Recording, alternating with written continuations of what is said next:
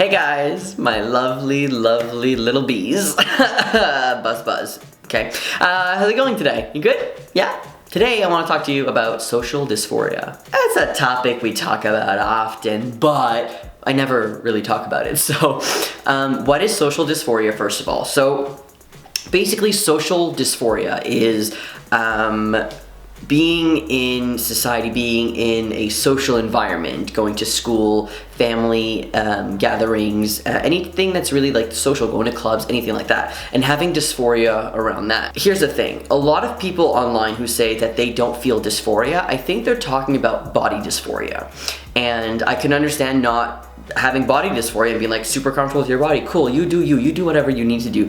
But if somebody says that they want to transition and they don't have body dysphoria, in my opinion, I think that they have social dysphoria. Because social dysphoria is when somebody in society misgenders you, or says your birth name, or refers to you in a feminine manner and something that you're not comfortable with. That is dysphoria right there. It's uncomfortable, it's distress, and that's what the definition of the word dysphoria, because think about it, it's gender dysphoria. That's what we're talking about. That's a diagnosis of, trans, basically, and transitioning, whatever. And we're allowed to have social dysphoria as well. So I'm remembering my old 15-year-old self realizing I was trans. I was a little conflicted because I liked my titties.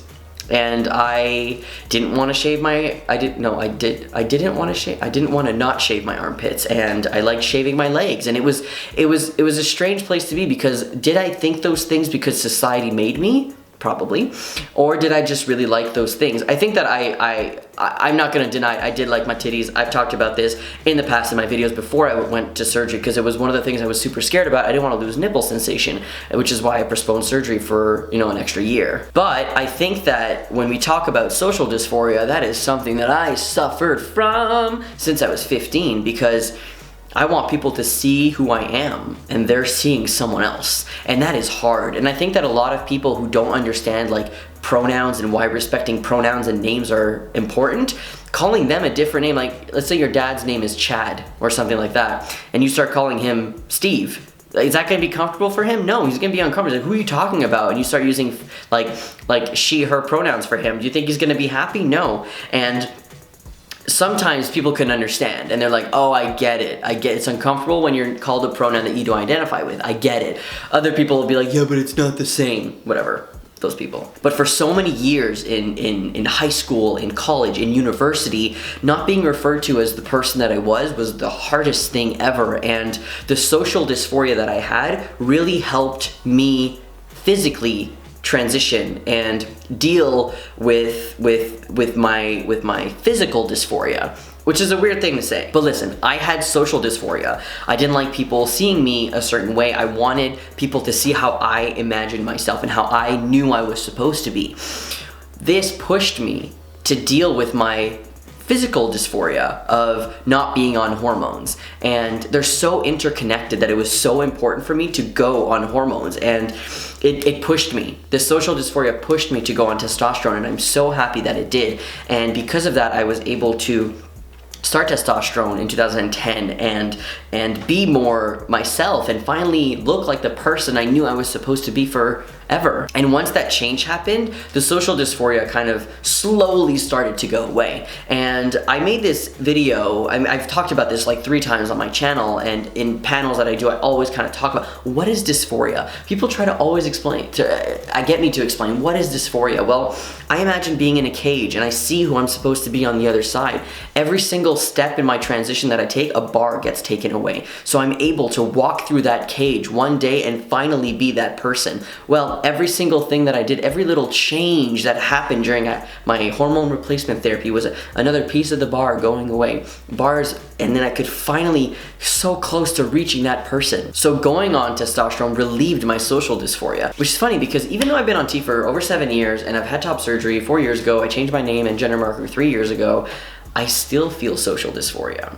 And I think it's more of an uncomfortable feeling around people, and especially around cis men, which I'm really trying not to conflate with social anxiety, because I do have social anxiety. I know I look like such a person, but I'm alone in my room right now with my camera and the 2 cats are on the bed. Like, this is my life. This is what I like to do. I like going outside. If there's too much social interaction, I need to go home. I need to not see people for a week. So I'm trying not to conflate what I'm talking about right now with social anxiety. So the social dysphoria that I have is related to my transition because I am uncomfortable around cis men, because I don't know how to react and I don't know how to talk to people, and it is related to social anxiety, obviously, but it is something that makes me very dysphoric because I feel like I can't enter a space with a lot of cis men without feeling so left out.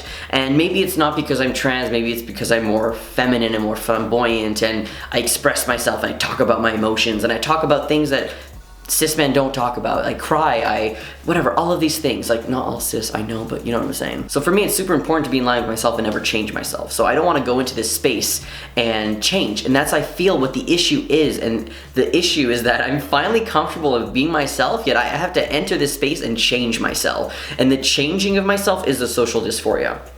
That's not gonna happen because I have worked so hard for so long and so many years to be the person that I am, and I am so happy with the person that I am and the things that I've done and the way I look, and it just feels so good to be me.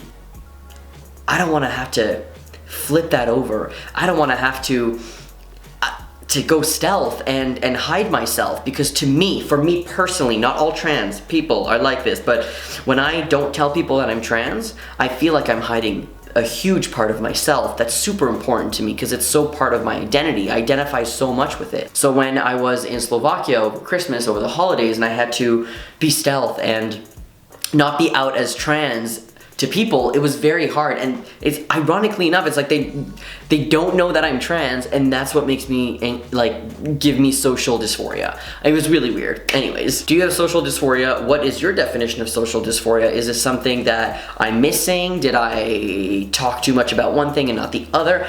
I want to know what you think in the comments below, and I want us to have a discussion about this because this is super important. Social dysphoria, yeah, let me know what you think. I hope you have a great day. Thank you so much for joining me, and I will see you later. Bye.